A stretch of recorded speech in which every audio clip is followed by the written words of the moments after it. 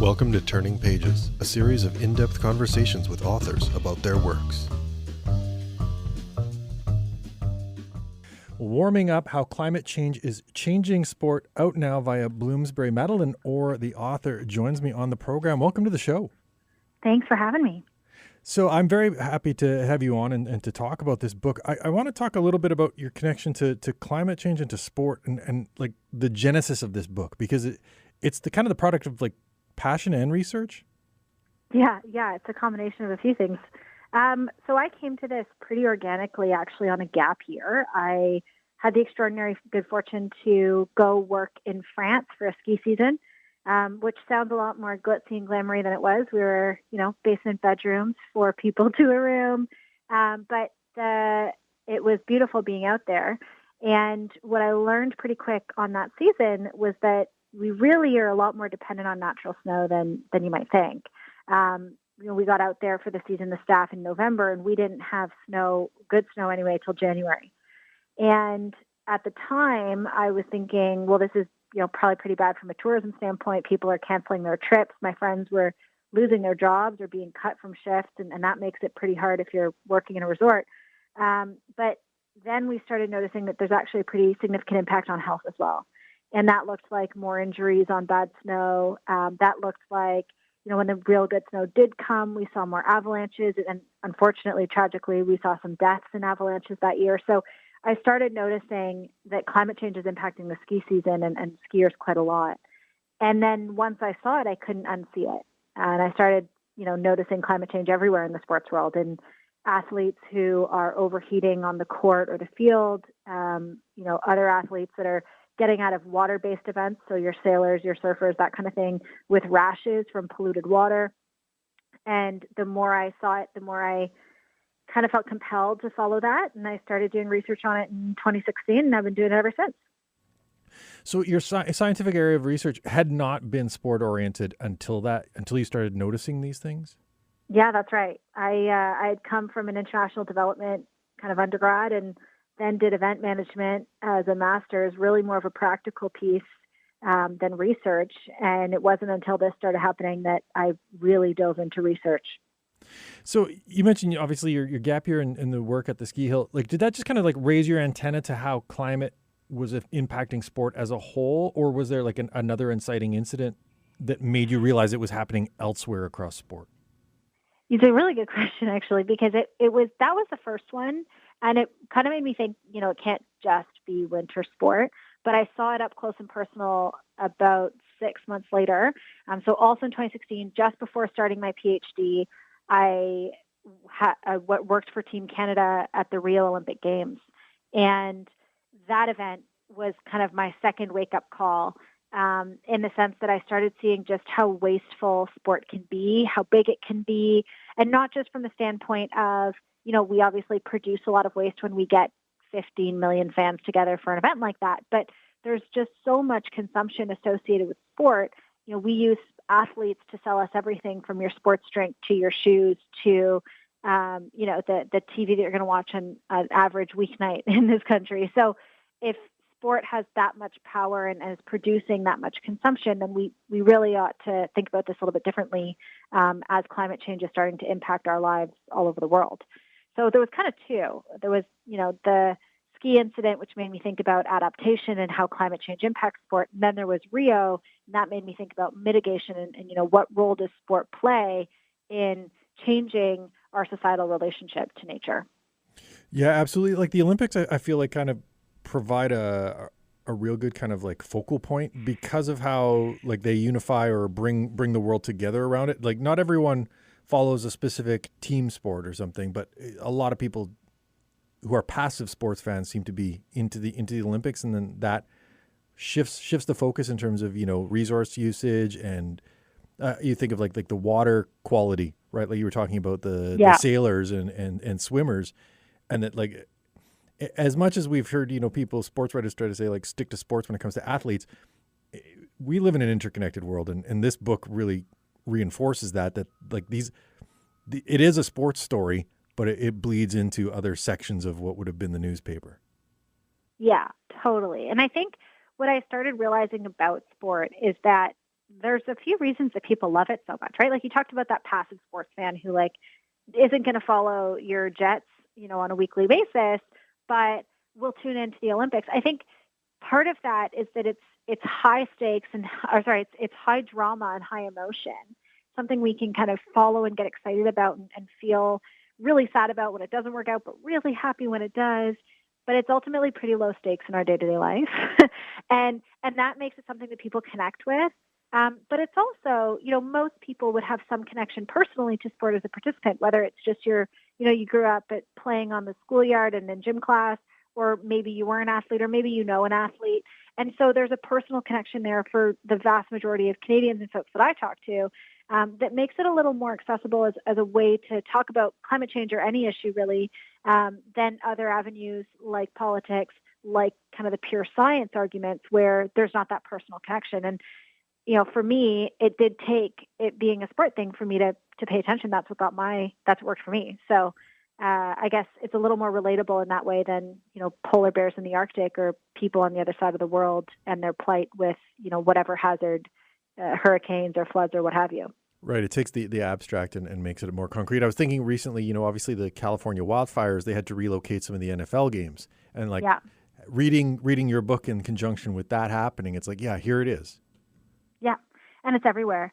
Like, it's funny. It's one of those things when I said, once you see it, you can't unsee it, I mean that. And I apologize to anyone who reads my book and gets stuck in that because it is everywhere. And I don't go a week without seeing a sports headline that has something to do with climate change, right? Like the fires in California kicked off the year, but then within a matter of weeks, we were seeing stories about World Cups on the ski circuit getting canceled because there's not good snow in certain places. And then you're hearing about massive flooding in parts of Asia, disrupting calendars there. And then you're hearing about, stuff going on, even kind of here in Canada, right? Like, are we going to have a skating season this year or not? And how long is it going to last? And what's that going to look like? And how much money are our cities willing to invest in things like public ice rinks and maintenance if there's no guarantee we're going to have it past, the end of February? So it's an ongoing conversation in just about every sport in just about every place.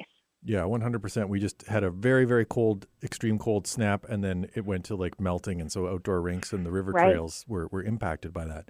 As far as putting this book together, like you said, you start to see it everywhere. How do you then shape a book like this and come up with, focused chapters when it seems to be ubiquitous or like just overwhelming?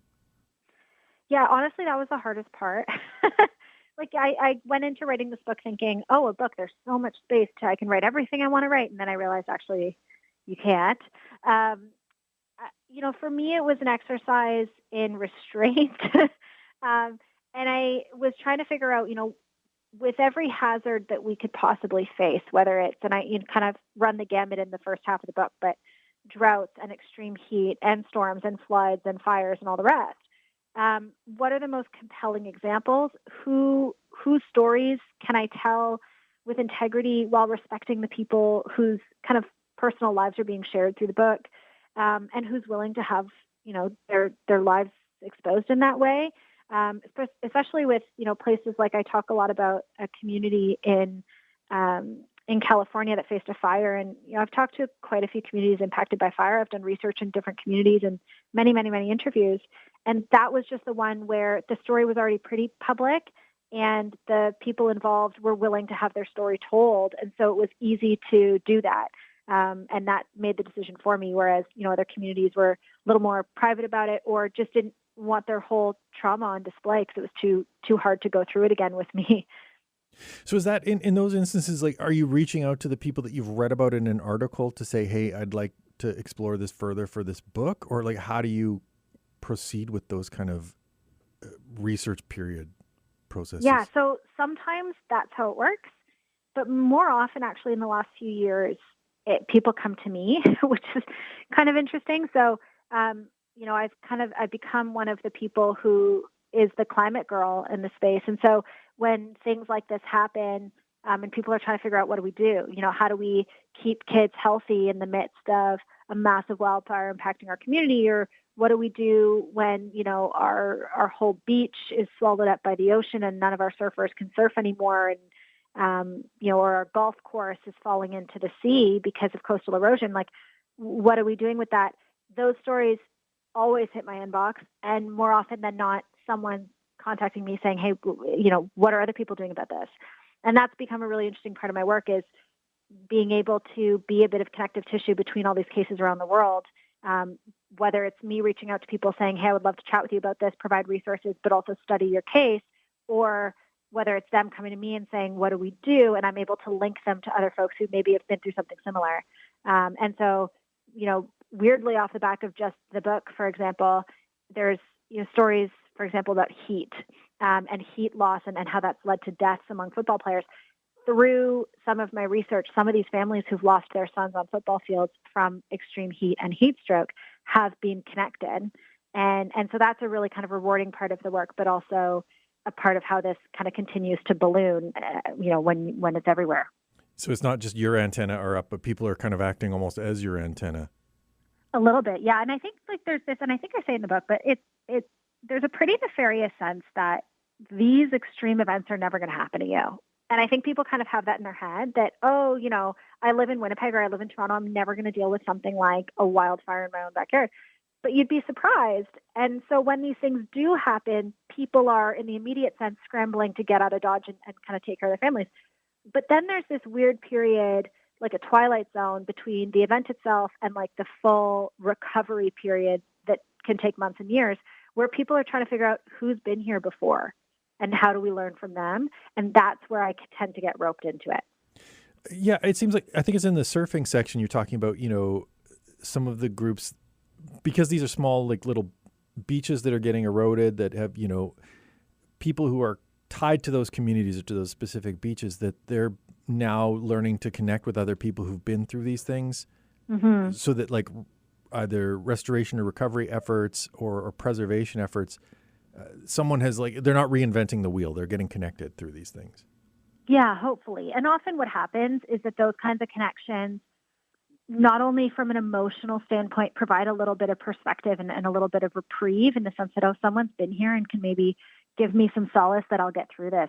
But from a resource standpoint, even if you're not in the same place or even in the same kind of governance structure, maybe you live in a different country, maybe, the support system's totally different where you are, almost always they're able to share about, what grants they accessed or what insurance discussions they had or, what contingency plans went into place.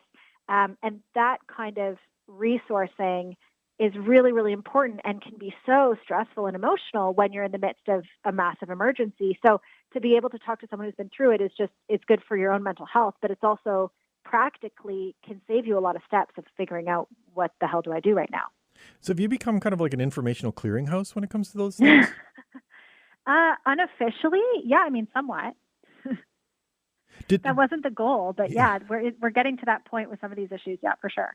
So does then the book serve in some way? Like, have you heard from people who read about something in the book, experienced it, and thought, oh, now that I see someone else who's gone through this, I've kind of dealt with it? Yes. Yeah, that's definitely happening. And I'll have people reach out also and say, hi, Maddie, I'm in the Northwest Territories or I'm in BC or, as far afield as I've got people reaching out from parts of Tanzania and saying, I've experienced the same thing that I read about. And if you need to interview anyone else, interview me, which is great. And so there's been a lot of doors opened through sharing the book and sharing these stories. But I also think that it has hopefully made it a little bit easier for people who were more private previously about their experiences and for them to be willing to share it. And just, hopefully because of that language and terminology around sport being a shared experience, something we all can relate to, and the importance of talking about it has made it more okay to talk about it and put it out there for folks who may have been through these things. Speaking of being further afield, you talk about, visiting certain places post flood recovery where you go to a gym and there's still kind of warps to the floorboards and things. How much boots on the ground research went into this book? Ooh, over the span of so some of it was specifically for the book that I was finally able, because of resources associated with the book, to go and do that data collection. In other cases, I had been doing it for a while or I'd been to these communities and then went back. So probably in total, probably 50 weeks worth of being on the ground in different places over the span of a few years. And logistics that go into that, like, are you figuring out where like climate has impacted sport and then arranging to visit those places to talk to the people that have gone through it? Or are you like seeking out places where you think there's going to be a problem? Like how do you kind of like sort of suss out where you're going to be? Yeah. I mean, the good news about climate change is most of the predictions around what we might expect to see have been pretty accurate, fortunately or unfortunately, since the 70s, right? So we have a pretty good idea, or we being kind of academics, but more specifically the folks who study these various hazards, can tell you who's at risk or who's at most risk for wildfire, for flooding, for coastal erosion, and all these other things. And so I was using those maps to figure out where the highest risk was. But also in almost every case where I was looking at a map, I either had already heard about something happening there or knew someone or was able to build community during COVID. So COVID being a lockdown for a couple of years right at the early stages of me thinking about this book meant that I spent a couple of years worth of time on interviews, on calls, on exploratory meetings with people in these communities. And I was able to build a couple of years worth of relationships before actually traveling anywhere in 2022 and 23. So that was kind of the logistics or research phase, and it was imposed on you in some sense. Somewhat, yeah. But it was great because I also think by the time I got boots on the ground in one place, it was never the first time I was talking to a person. And there had been an experience of building trust and relationship. And so when I got there, they were very happy to say, here's my friend, here's this other person I work with, talk to this group. I'm going to walk you around town and give you a tour of this. And so in almost every case, there was, a few people that I'd already spoken to and built community with. And then I got there and was able to immediately deliver new resources in terms of contacts and insurance programs that they might tap into or grants that they might work on. And here I'm handing you the language for this grant or whatever it is. And then at the same time, they were happy to open their doors and really kind of show me behind the scenes because I'd been in communication with them for so long. And so it was really these reciprocal relationships that were built on trust that allowed me to get access in the first instance, but also made those visits to all these different places so fruitful. Did that period also help you in terms of like framing the book? Like, did you have the time to kind of figure out like chapters and thrusts of individual chapters? Totally. Yeah. And initially I'd actually thought about doing it geographically. So, continent by continent, what we're seeing. And then at one point I was going to do it sport by sport, what we're seeing.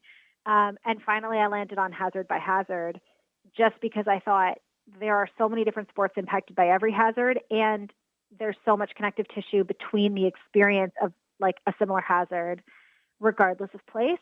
So the experience of fleeing your home in a wildfire is very similar viscerally, whether you're in BC or in the Northwest Territories or California or Australia.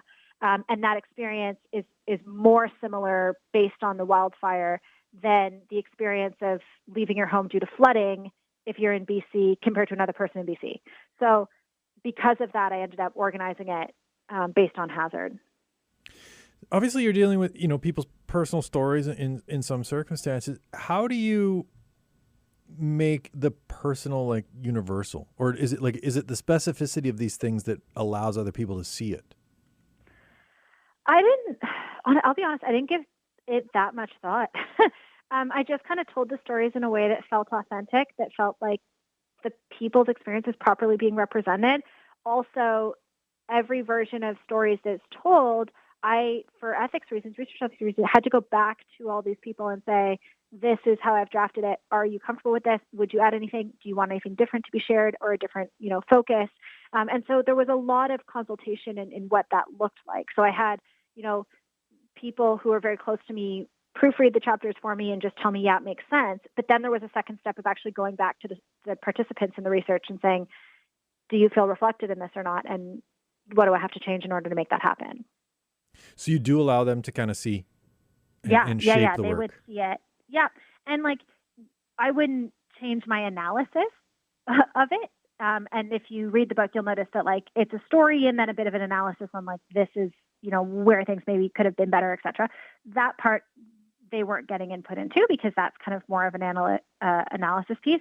But certainly the storytelling around what happened to them, like I wanted to fact check every part of it, make sure that it was exactly how they remembered it. And I would often have them, because memory around emergency situations can, those kinds of traumas can really infringe on a person's memory of something. I often would also have them, can you go through your old emails and double check that the dates are right on what you told me about the evacuation? Like, can you go and look at your old hotel receipts for when you were in evacuation hotels or whatever it is, to fact check this? Like, let's make sure that we got it right. And so there was a lot of that going on. So they would make sure that they were happy with it. But the analysis part and kind of the parts where I'm passing judgment, for lack of a better term, on how that process went and what needs to be better in the future, that they didn't get a say in. This, as you said, you did academic research on this. You had a dissertation. Like, how different is a book like this for a general audience in terms of fact checking and research compared to an academic work? Oh, that's such a good question. It's so different, and I didn't anticipate it being so different.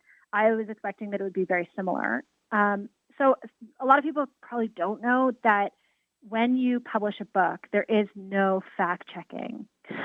Like, a publisher is not going to pay for a fact checker to go through it. There is no official fact checking process. So that's something that, for my own sake and for the sake of the research ethics agreements that I had with my own university and like that had gone into the research of this, I had to make sure that I was doing those extra steps. But that had, like, the publisher wasn't making me do that. That was me doing that.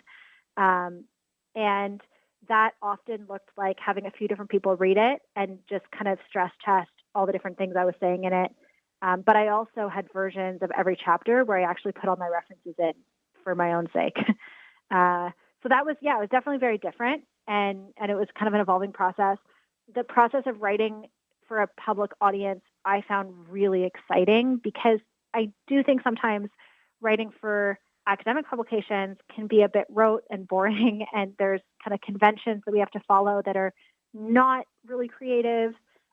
So allowing myself the freedom of being a little more liberal with the way I was phrasing things, and the fact that there's no headers or like whether there's going to be headers and subheaders, like that's a choice. It wasn't dictated to me by anybody. All those kind of pieces, how long it is, how short it is, what gets included, what doesn't, all that was all just my choice, as opposed to in an academic publication where it's very much dictated by the journal or the outlet. I'm so glad you talked about, writing in a different style, because I'm always curious about, like, someone who comes from academic speak and like terminology that's used, it can be kind of obscurantist, right? Like, it can shut people out. And it takes me to something that you quote. It's Anne Cecile Turner from Sales of Change says, building bridges in a world of silos. And very often I think, like, academic or like specifically scientific information is obviously like universally applicable, but is maybe its universality is hidden by the like specificity of like scientific language. Yeah, totally. And I think part of that is, like, we're not trained to do that when you go through a research training in a master's or a PhD program. For the most part, I think there's some really cool exceptions to that. But, like, for the most part, that's not part of a research training. And that's a shame, because in order for our research to reach people and to have the impact I think we're trying to have in most cases, we do have to make it accessible. You do have to write for a general audience. It does have to make sense to your mom and dad and uncle at, your Thanksgiving or holiday table, whatever that event might be, right? So that was definitely a part of it for me. And I think the best training I had personally for doing that was doing media interviews about this work. So even before putting pen to paper, talking about this topic. Yeah. And being asked questions like this one, where, just off the cuff, like, how would you explain that experience? Like, oh, okay, now I have to think about what that experience was. And kind of explain myself clearly and cohesively without getting into too much crazy terminology or jargon that's going to set people apart or make them feel like they can't follow along. Did you have like a first non-academic reader for this? Unofficially, yes. My husband's also an academic, but he also at the same time was going through the process of writing his own book, and for a non-academic audience. So we both kind of went through this at very similar timelines, and we are pretty rabid readers. Obviously, we read our academic stuff, but we both are, easily going through a book a week just for fun. We just really enjoy reading in our home. So he was the first person to kind of go through the whole thing and kind of pick apart, okay, this is pretty jargony, or this is run-on sentences, or you're going to lose people with this, or rehash this part over here. And that was useful. And then obviously Bloomsbury's editing team was amazing. And they were really, really helpful in helping me understand where readers might be coming from and the different international perspectives that I was writing for. Like Bloomsbury is based in London. At the time I was based in London, but they publish out of New York. So it was, we had an hour-long discussion about whether we write in British English or American English, and then a separate hour-long discussion about how much do we include perspectives from places like Australia, because they have an office there, and whether that's a relevant piece in the decision-making about content, or whether I should just do it based on where the stories come from, regardless of where the readers are. So there was all these kind of fun conversations I got to have that I didn't anticipate. But that editorial process was kind of a meandering one, but a really meaningful one. Did that sort of looking at, where the publishing offices are help, think about kind of like the fact that touches on, in the same way sport is a global thing, and there's, different impacts for different sports in different locales? Yeah, I did. And I think to some extent I was set up for success in that way, just based on the fact that my research already was very global, already did have that kind of international connective tissue between all these different places that had experienced these impacts. So it lent itself to that already. And that kind of sport is this unifying experience in the sense that in most places we're playing games with the same rules and in the same kinds of conditions, more or less. And so, but the kind of really refining who I'm writing for, who actually is going to read it, that was certainly informed by where these publishing houses were and where they were going to sell the book. Well, I certainly hope a lot of people read it. It is a globally impactful book, Warming Up How Climate Change is Changing Sport, out now through Bloomsbury. Madeleine, thanks very much for joining me on the program to talk about it. Thank you so much for having me. I really appreciate it.